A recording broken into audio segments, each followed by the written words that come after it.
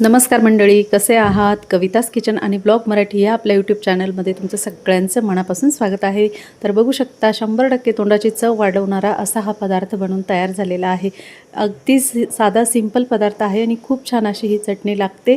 तर ही चटणी आपण कशी बनवली आणि काय काय घातलं ह्याच्यामध्ये तर व्हिडिओ पूर्ण बघा, स्किप न करता। नवीन असणार तर नक्की चॅनलला सबस्क्राईब करा, लाईक करा, शेअर करा आणि कमेंट नक्की करा। तर बघू शकता छान अशी आपली चटणी बनवून तयार आहे। तर चला आता आपण व्हिडिओला सुरुवात करूया।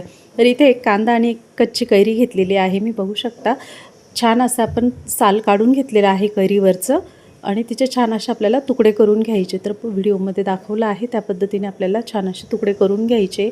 तर तुम्ही माझा व्हिडिओ कुठून पाहत आहात मला नक्की कमेंट करून सांगा।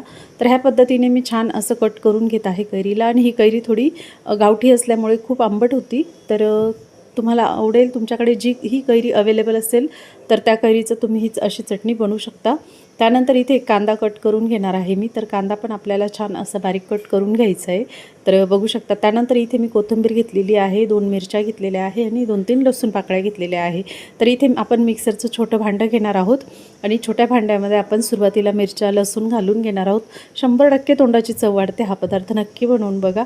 त्यानंतर इथे कोथिंबीर घालून घेतलेली आहे आणि आपण जे कट करून घेतलेली कैरी आहे ना ती ह्याच्यामध्ये आपण घालून घेणार आहोत आणि वरून आपल्याला कांदा घालून घ्यायचा आहे। तर बघू शकता तुम्ही व्हिडिओमध्ये दाखवल्याप्रमाणे कांदा घातल्यानंतर सुद्धा आपल्याला ह्याच्यात काही अजून मसाले वगैरे ॲड करायचे तर ते पण बघा, व्हिडिओ पूर्ण बघा, स्किप न करता।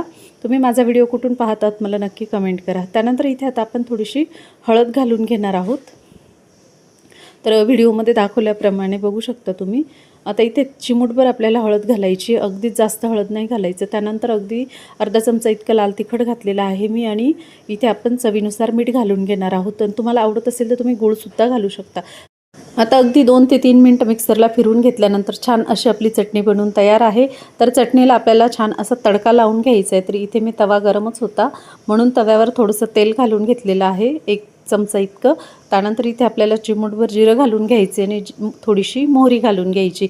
याचं छान असं तडका देऊन द्यायचं आपल्याला इथे चटणीला। बघू शकता छान असं फोडणी तयार झाल्यानंतर तेल आणि जिरं मोहरी ह्याच्यात आपण घालून घेणार आहोत। तर बघू शकता असं छान आपल्याला तडका देऊन द्यायचा आहे, म्हणजे त्याची चव अजून दुप्पट होईल। तर ह्या पद्धतीने आपण ही कांदा कैरीची चटणी खूप सुंदर चविष्ट बनवून तयार होते। तर ही तुम्ही नुसत्या भातासोबत किंवा पोळीसोबत चपातीसोबत खाऊ शकता, इतकी छान बनवून तयार होते। तर नक्की करून बघा मैत्रिणींनो।